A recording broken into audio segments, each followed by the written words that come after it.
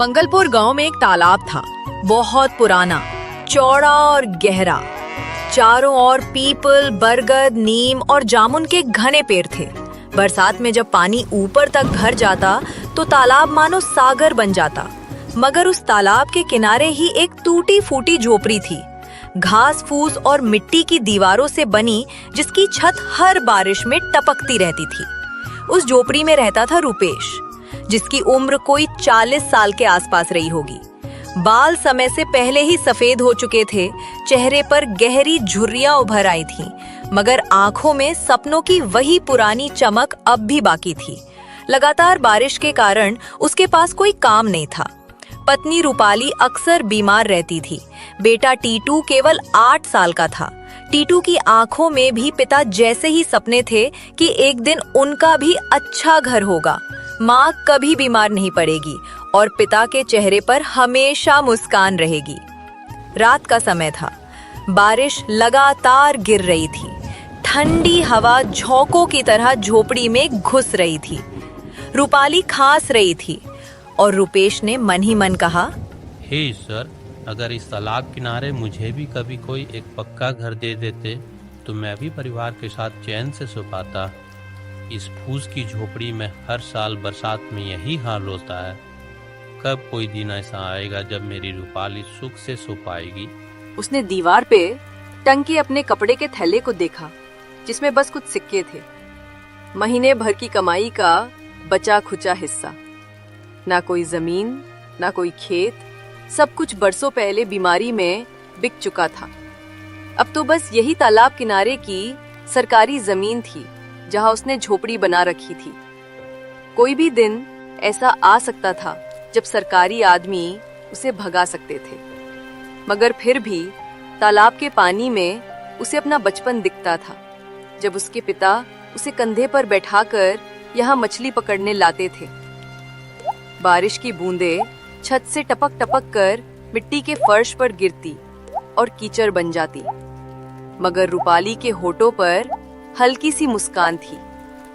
उसने धीमे स्वर में कहा, जानते हो, जब तुम पास बैठते हो ना तो ये टपकती छत भी महल जैसी लगती है। ये दीवारें टूटी हो या चूल्हा बुझा हो, पर जब तुम साथ होते हो ना तो लगता है जैसे सारी दुनिया हमारे कदमों में है। मुझे कुछ नहीं चाहिए, बस तुम्हारा साथ चाहिए। एक दिन जब मैं नहीं रहूंगी तब भी तुम ऐसे ही मजबूत बने रहना। बस एक दुआ है भगवान से, तुम्हें भले ही बहुत ज्यादा दौलत न दे, मगर एक पक्का घर दे दे जहां तुम बिना डर के चैन से सो सको। ये बारिश की बूंदें सिर पे गिरे तो ठंडक लगे, डर ना लगे। बस भगवान से यही चाहती हूँ। रुपेश की आंखें भर आई। उसने चुपचाप भगवान से प्रार्थना की, हे मालिक, तू चाहे मेरी उम्र काट लेना, मगर मेरी बीवी को बचा लेना। कहीं यह बारिश और हमारे जीवन का संघर्ष इसकी जान न ले ले। यह औरत जिसने मेरे साथ हर दुआ काट लिया, उसके हिस्से में भी तो कोई सुकून लिखा होगा। बरसात की वो रात बीतती रही। तालाब का पानी उठता रहा। कच्ची झोपड़ी की दीवारें भीगकर कमजोर हो रही थी। रात के 11 बज चुके थे। बारिश रुकने का नाम नहीं ले रही थी। टीटू भूख से कांप रहा था। रूपपाली के सामने एक मिट्टी के मटके में सिर्फ पानी था। घर में आटा खत्म हो चुका था।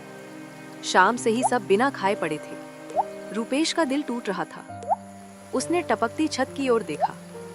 टीन के टुकड़े भी अब जवाब दे चुके थे। तभी अचानक तेज आंधी आई और उसकी झोपड़ी की छत उड़ गई। पूरा घर बारिश के पानी में भीग गया। रूपपाली के सिरहाने रखा पुराना रजाई भीगकर मिट्टी में लिपट गया। टीटू डर से रो पड़ा। रुपेश ने आसमान की ओर देखकर अपने आंसुओं को बहने दिया। वो बोला, हे ईश्वर, क्या गरीब के जीवन में सिर्फ दर्द और तकलीफें लिखी है?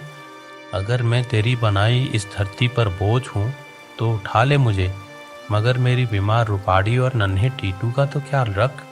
बारिश की बूंदें उसकी झुर्रियों से लुढ़कती रहीं। रात के उस अंधेरे में वो भीगती रूपपाली को संभालते हुए बोला, रूपाली, सुनो, चलो किसी के घर चलकर मदद मांगते हैं। शायद कोई हमें अपने आंगन का कोना दे दे जहाँ यह रात कट जाए। कम से कम तुम्हें इस ठंडे पानी की बूंदों से तो राहत मिलेगी। मुझे नहीं चाहिए कोई छत, मगर तुम्हें इस हालत में नहीं देख सकता। अगर कोई इंसानियत दिखा दे, कोई अपनी ओसारी बरामदे का कोना ही दे दे, तो मैं चैन की सांस लूंगा। चलो रूपाली, किसी से हाथ जोड़ते हैं। यह रात बहुत लंबी है आज। रूपेश रूपाली को सहारा देकर बगल वाले पक्के घर में ले गया। वहाँ का मालिक राजू लाल था, जो गांव का बनिया था। रूपेश ने कांपती आवाज में कहा, राजू लाल भैया, मेरी झोपड़ी की छत उड़ गई है। बीबी बुखार में तप रही है, बारिश थमने का नाम नहीं ले रही। भैया बस एक रात के लिए जगह दे दो। कल सुबह होते ही चुपचाप निकल जाऊंगा। न तुम्हारे घर का खाना खाऊंगा, न चूल्हा जलाऊंगा। बस बीबी के लिए उसकी सांसें थम न जाए, इससे पहले कहीं सूखी जगह मिल जाए। देख रुपेश, तेरी हालत पर तरस तो आता है, मगर मेरे घर में जगह नहीं है। तू जानता है मेरा उठना बैठना अब गांव के बड़े लोगों के साथ है। अगर किसी ने देख लिया कि मैंने एक गरीब को अपने घर में जगह दी, तो लोग बातें बनाएंगे, कहेंगे मुसद्दी लाल भी अब गरीबों की संगत करने लगा। मेरी इज्जत धूल में मिल जाएगी। और वैसे भी ये बारिश ज्यादा देर की नहीं है। बाहर छप्पर के नीचे बैठ जा, बरसात रुक जाएगी तो अपने घर लौट जाना। तू समझदार है रुपेश, दुनिया में इज्जत ही सबसे बड़ी चीज है। अब ज्यादा बात मत कर, मैं सोने जा रहा हूँ। रुपेश की आंखों में नमी थी। उसने रूपाली की ओर देखा, जो ठंड से कांप रही थी, मगर उसने कुछ नहीं कहा। चुपचाप वापस मुड़ गया। रात भर तीनों भीगते रहे।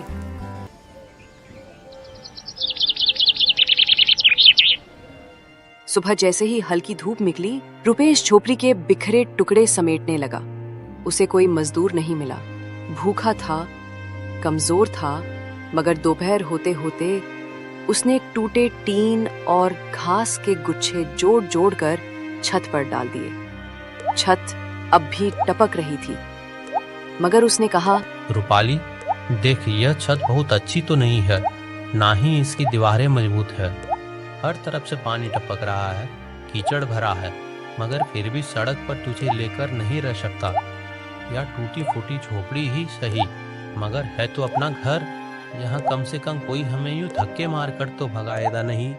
मुझे पता है तुझे ठंड लग रही है, तेरा बदन तप रहा है, पर क्या करूँ रूपाली, जब किस्मत ही रूठ जाए तो इंसान की हिम्मत भी जवाब देने लगती है।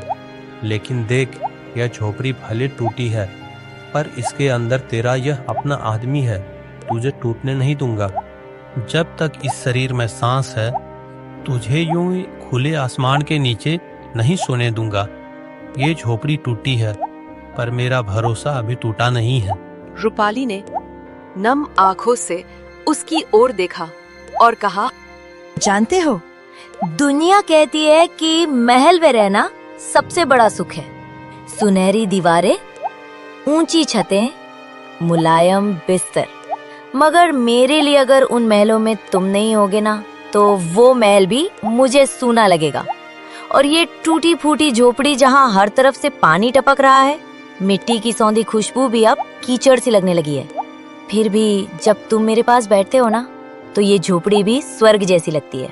सच कहूँ तो मेरे लिए दुनिया की सबसे बड़ी दौलत तुम हो। अगर तुम हो तो सब कुछ है, और अगर तुम ना हो तो उस महल का क्या जिसमें मैं अकेली रहूं।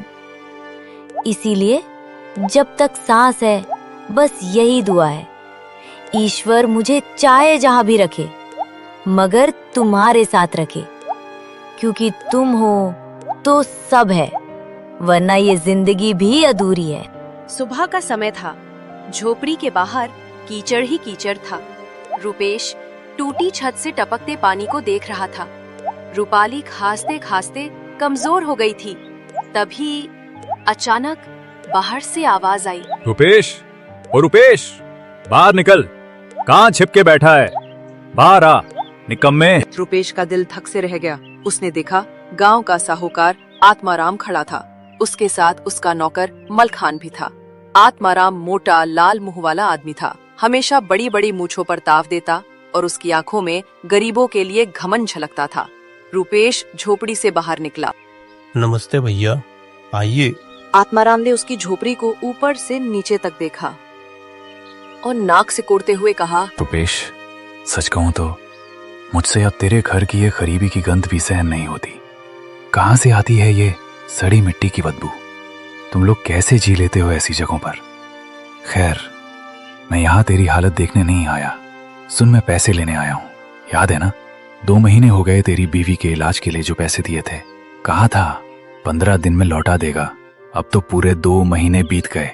सोचा था तुझ पर तरस खा लूं, मगर लगता है तरस भी बेकार गया। अब बता, कब लौटाएगा मेरा पैसा, या फिर तेरी ये झोपड़ी भी नीलाम कर दूं? वैसे भी किसी काम की तो है नहीं, मगर कम से कम मेरे पुराने गोदाम के लिए टिन और बांस ही काम आ जाएंगे। भैया देखो, मेरे पास अभी कोई काम नहीं है। गांव में रोजी का भी बहुत संकट है और मेरी तबीयत भी कई दिनों से ठीक नहीं चल रही। जिस्म में जान नहीं बची, बुखार उतरता ही नहीं, पैर कांपते हैं, कमर भी सीधी नहीं होती है। भैया आप तो बड़े आदमी हो, आपको क्या बताऊं। रोज सुबह सोचता हूं कि कहीं से काम मिल जाए, कोई हाथ पकड़ ले, मगर गरीब का हाथ कौन थामता है। बस 2-4 दिन का वक्त और दे दो, किसी तरह काम ढूंढ लूंगा। कुछ मजदूरी मिल गई तो पहले तुम्हारा ही कर चुकाऊंगा। भैया, गरीब की सांसें तो आप जैसे लोगों के भरोसे ही चलती है ना। बस थोड़ा वक्त और दे दो, फिर चाहे मेरी जान भी ले लेना। 4 दिन और गरीब आदमी की जुबान का कोई भरोसा नहीं। सुन, 2 दिन का टाइम देता हूं। अगर परसों तक पैसा नहीं दिया तो मैं ये झोपड़ी तोड़वा दूंगा। सरकारी जमीन पर कब्जा कर रखा है, ये भी बता दूंगा पटवारी को। फिर देखना कैसे सड़क पर सोता है तू अपनी बीमार बीवी और बच्चे के साथ। भैया, ईश्वर के लिए ऐसा मत करना। ईश्वर का वास्ता है, मुझसे मेरा घर मत छीनो। यह टूटी फूटी झोपड़ी ही सही, मगर यही तो है जो मेरी बीमार बीवी और बच्चे का सहारा है। अगर यह भी चला गया तो मैं उन्हें लेकर कहाँ जाऊंगा? कौन मुझे अपने आंगन में बैठने देगा? मैं जानता हूँ मैंने देर कर चुकाने में, मगर क्या करूँ, किस्मत ने कहीं का भी नहीं छोड़ा। न काम है, न मजदूरी, न खेत। बस ईश्वर के लिए 2 दिन वक्त और दे दो। मैं परसों तक कुछ न कुछ इंतजाम कर लूंगा। चाहे अपनी झोपड़ी का टीन बेच दूं या बीवी के कहने के नाम पर बचे पुराने चांदी के कड़े, मगर तुम्हारा पैसा लौटा दूंगा। भैया, गरीब की आह लगती है, मत छीनो मुझसे। यह एकमात्र छत है, भगवान का वास्ता है आपको। ठीक है, चल मलखान, आज नहीं तो परसों सही। ऐसे गरीबों को वक्त पर लात न मारो ना, तो ये जिंदगी भर अपनी औकात भूल जाते हैं। इनकी यही आदत है, रोटी के एक टुकड़े के लिए तरसते रहेंगे, मगर मेहनत की जगह रोना रोते रहेंगे। गरीबों को कभी दया नहीं दिखानी चाहिए, लात मारो तभी काम करते हैं।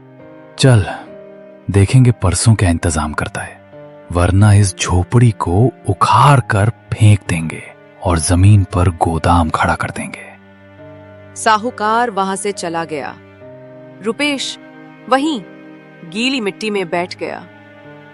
उसकी आंखों से आंसू बहने लगे। टीटू दौड़कर उसके पास आया और बोला, पिताजी, आप चिंता मत करो, मैं कोई काम कर लूंगा।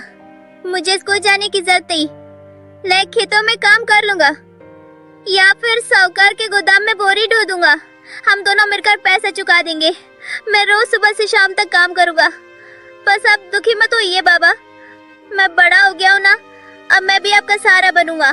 भले मेरे हाथ छोटे हैं, मगर मेहनत करने के लिए बड़े हैं। मैं सब कर लूंगा। सिर्फ आप रोइए मत बाबा, मुझे बहुत दर्द होता है जब आपको ऐसे देखता हूँ। रुपेश की आंखों से आंसू टपकते हुए मिट्टी में मिल गए। बेटा, किस्मत भी हमें देख के हंसती होगी। भगवान ने गरीबी दी, बीमारी दी, अब बेघर भी कर देगा, मगर मैं हारूंगा नहीं। तेरी माँ का इलाज कराऊंगा, तुझे एक अच्छा जीवन दूंगा, चाहे अपनी जान ही क्यों ना देनी पड़े। रूपाली झोपड़ी के भीतर से सुन रही थी। उसकी भीगी आंखों से एक ही दुआ निकली। आकाश ढल रहा था, पूरा गांव सुनहरी रोशनी में नहाया हुआ था, मगर रुपेश की झोपड़ी में सिर्फ अंधेरा था। रूपाली खांसते खांसते सो गई थी। टीटू भी बिना खाना खाए उसकी गोद में सिर रखकर लेट गया था। रुपेश बाहर मिट्टी पर बैठा था, सिर झुका हुआ था, पीठ झुकी हुई थी और हौसला टूट चुका था। हे ईश्वर, अब मुझसे नहीं होगा। साहूकार परसों घर तोड़ देगा। घर क्या टूटे टीन के टुकड़े और घास फूस की दीवारें भी छिन जाएगी। रूपाली को लेकर कहाँ जाऊंगा? उसकी खांसी हर रोज बढ़ती ही जा रही है। अगर छत भी नहीं रही तो वह खुले आसमान के नीचे दम तोड़ देगी। टीटू को कैसे पालूंगा? वो तो अभी बच्चा है, उसने तो जिंदगी देखी ही नहीं। उसका क्या होगा? ईश्वर, अब मुझ में कोई ताकत नहीं बची, न तन में न मन में। हर रास्ता बंद कर दिया तूने, अब और नहीं सह सकता। हे ईश्वर, अगर तू सुनता है ना तो बस अब मौत दे दे, मुझे मौत दे दे, इससे पहले कि तेरी दी हुई यह जिंदगी मेरे सामने मेरी बीवी और बच्चे की लाशें रख दे। बस मौत दे दे। वह धीरे धीरे बुदबुदाया। तभी दरवाजे पर दस्तक हुई। रुपेश ने चौंक कर सिर उठाया। रात का अंधेरा उतर चुका था। टूटी झोपड़ी के बाहर कोई खड़ा था। उसने बाहर जाकर देखा, अंधेरे में भी चेहरा पहचान गया। सामने उसका बचपन का दोस्त आकाश खड़ा था। वही आकाश जो बचपन में उसके साथ तालाब में नहाता था, आम के पेड़ पर चढ़ता था और जिससे उसने कभी अपने घर की रोटी खिलाई थी। आंखों में वही अपनापन था, वही गर्मजोशी। रुपेश कांपती आवाज में बोला, आकाश, तू यहाँ इतने साल बाद? आकाश ने उसकी झोपड़ी में कदम रखा। उसकी आंखों में भी नमी थी। रुपेश, मैं शहर चला गया था, मुझे कुछ पता ही नहीं चला। आज जब बाजार में आया तो किसी से सुना कि रुपेश का घर उजड़ गया, तेरी झोपड़ी की छत उड़ गई, पत्नी बीमार पड़ी है, साहूकार रोज धमका रहा है कर्ज के लिए, और लोग कह रहे थे कि रुपेश हार मान चुका है। मैं सुनकर हक्का बक्का रह गया। रुपेश, तेरा नाम लिया उन्होंने तो मेरे पैरों तले जमीन खिसक गई। तू हार मान गया। रुपेश, तू हार मान सकता है? तू जिसने कभी मेरे लिए अपनी पत्नी के गहने तक गिरवी रख दिए थे, तू जिसने खुद भूखा रहकर मुझे खिलाया था, तू जिसने मेरे दर्द को अपना दर्द समझा था, क्या आज तू इतना टूट गया कि तेरी आंखों से लड़ने की आग ही बुझ गई? रुपेश, मुझे वो रुपेश चाहिए जो पूरी दुनिया से लड़ सकता था, जिसके सिर पर चाहे मिट्टी की छत हो या आसमान, मगर सीना हमेशा चौड़ा रहता था। बताओ रुपेश, क्या तू वही है? रुपेश की आंखों में वो दिन घूम गया जब कुछ साल पहले आकाश के पिता पर शहर में केस हो गया था। जमानत के लिए पैसे नहीं थे। आकाश रोते हुए रुपेश के पास आया था और रुपेश ने बिना एक पल सोचे रूपाली के सोने के झुमके गिरवी रख दिए थे। आज वही आकाश सामने खड़ा था। उसकी आंखों में कृतज्ञता थी और हाथ में उम्मीद। उसने अपने झोले से एक थैली निकाली। रुपेश, इसमें 10,000 रुपए हैं। साहूकार का कर्जा चुकाना, रूपपाली का इलाज कराना, ये तेरा हक है, ये तेरा उधार है जो तूने बरसों पहले मुझे दिया था। रुपेश, तूने मुझे अपने भाई से भी बढ़कर चाहा। आज मैं शहर में बड़ा कॉन्ट्रैक्टर हूं, 100 लोग मेरी मजदूरी खाते हैं, मगर ये सब सिर्फ तेरे कारण है। अगर तूने वो झुमके गिरवी ना रखे होते तो मेरे पिता जेल चले जाते। मैंने तो बस इंसानियत समझकर किया था। उस दिन तू बहुत मुश्किल में था। मैंने रूपाली के गहने गिरवी रख दिए थे क्योंकि मुझे लगा उस वक्त तेरी मदद नहीं की तो इंसान कहलाने का हक ही खो दूंगा। मैंने तो कभी यह सोचा नहीं था कि तू लौट आएगा भी या नहीं। मैंने तो अपना बस फर्ज निभाया था भाई, मगर आज तूने तो मेरी लाज ही रख ली। मेरी टूटी दुनिया को फिर से जोड़ने आ गया तू। ईश्वर तुझसे हमेशा खुश रहेगा भाई। रुपेश, दोस्ती में हिसाब नहीं होता, वो तो सौदा होता है जहां हिसाब किताब देखा जाए, मगर दोस्ती वो तो दिल से निभाई जाती है। तूने मेरे लिए अपनी बीवी के गहने गिरवी रख दिए थे। आज अगर मैं तेरे लिए अपना सब कुछ भी दे दूं तो भी कम होगा। अब ये घर मैं फिर से बनवाऊंगा। तेरी ये झोपड़ी नहीं रहेगी, मैं इसे पक्का घर बना दूंगा। ईंट पत्थर, छत, दरवाजे, खिड़कियां, सब कुछ होगा तेरे इस घर में। रूपाली भाभी को अब कभी टपकती छत के नीचे सोना नहीं पड़ेगा। टीटू को अब सर्दी में सिकुड़ कर सोने की जरूरत नहीं रहेगी। रुपेश, तूने कभी हार नहीं मानी थी, अब भी मत मान। ईश्वर गरीब का इम्तिहान जरूर लेता है, मगर आखिर में उसे कभी अकेला नहीं छोड़ता। ये तू भूल मत जाना। रुपेश की आंखें भर आई।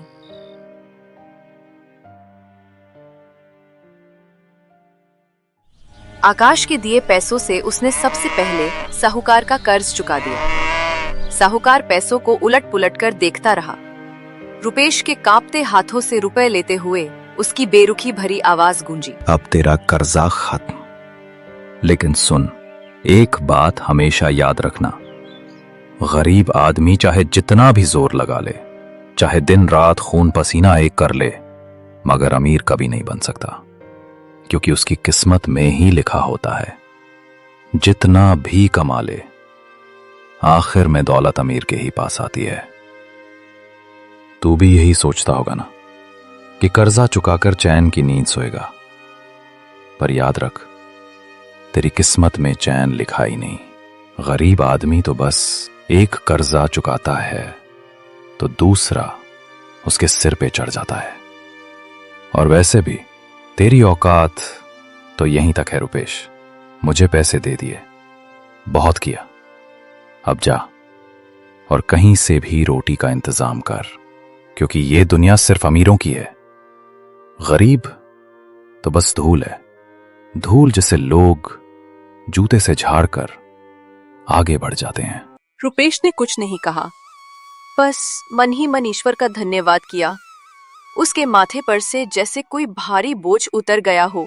आकाश जाते जाते बस इतना कह गया था, रुपेश, जब तक नया घर बनता है मैं तुझे अपने ठेके के काम पर लगा दूंगा। पास के गांव में मेरी सड़क बन रही है, वहां मजदूरों की जरूरत है। सच भाई, मजदूरी मिल जाएगी। हाँ भाई, कमाई कम है मगर 2 वक्त की रोटी के लिए काफी है। तू बिल्कुल चिंता मत कर, मैं तेरे लिए किसी अच्छे काम का इंतजाम भी करूंगा, लेकिन अभी के लिए तू वहां मजदूरी कर सकता है। रुपेश की आंखों में उम्मीद की किरण चमक उठी।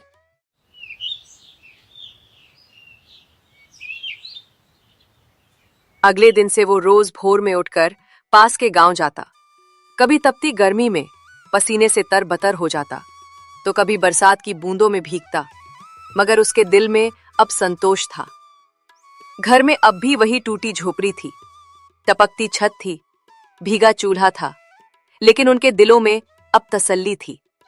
आकाश हर हफ्ते उनसे मिलने आता, हालचाल पूछता और हिम्मत बढ़ाता। रुपेश, बस कुछ दिन और फिर तेरा पक्का घर खड़ा होगा। मैं बस पैसों का इंतजाम कर रहा हूं। कुछ महीनों बाद गांव में सरकारी अफसरों की गाड़ी आई। गांव के प्रधान ने सबको बुलाया और घोषणा की, सरकार ने फैसला किया है कि तालाब के किनारे जो इतनी बड़ी जमीन बंजर पड़ी थी ना, जिसका अब तक कोई उपयोग नहीं हो रहा था, वो अब गांव के गरीबों को दी जाएगी, ताकि वो अपना पक्का घर बना सके। अब किसी को भी बारिश में भीगने की जरूरत नहीं पड़ेगी, न ठंडी रातों में कांपना पड़ेगा। हर गरीब को जिसके पास रहने को छत नहीं, उस जमीन पर घर मिलेगा। इस बार पंचायत में जो सूची बनी है उसमें तुम्हारा भी नाम है। हाँ रुपेश, अब तेरी झोपड़ी नहीं, तेरा पक्का घर बनेगा। वहां ईंट का घर जिसकी छत मजबूत होगी, जिसमें तेरा चूल्हा भी जलेगा और तेरी बीवी को भी चैन की नींद आएगी। सरकार चाहती है कि कोई भी इंसान बेघर ना रहे, तो सब लोग तैयारी करो, अब तुम्हारे अच्छे दिन आने वाले हैं। रुपेश की आंखों से आंसू बह निकले। ईश्वर, तू कितना दयालु है। सच में मैं तो सोच भी नहीं सकता था कि मेरे जैसे गरीब इंसान पर भी तेरी ऐसी कृपा होगी। तेरे दर से कभी खाली हाथ नहीं लौटाया किसी को, पर आज तूने मुझे भी सुना। अब मुझे और क्या चाहिए। मेरी बीवी को एक पक्का घर मिल जाएगा, मेरा बेटा भी अब ठंडी जमीन पर सिकुड़ कर नहीं सोएगा, उसकी पढ़ाई भी होगी, उसका भविष्य भी बनेगा। हे मालिक, तेरी इस नेमत के आगे तो सारी दुनिया की दौलत भी छोटी लगती है। बस यूं ही अपनी दया दृष्टि बनाए रखना। मुझे और कुछ नहीं चाहिए, बस इतना कि जब तक जीऊं तेरा नाम लेता रहूं और अच्छे कर्म करता रहूं। उस दिन शाम को टीटू के साथ बैठकर रुपेश ने सूखी रोटी खाई। उसने आसमान की ओर देखा। आकाश ढल रहा था। ठंडी हवा चल रही थी। पास ही रूपपाली खांसते हुए भी मुस्कुरा रही थी। रुपेश के होठों से बस यही निकला, कितना भी कम दे मगर सुकून दे दे, बस यही बहुत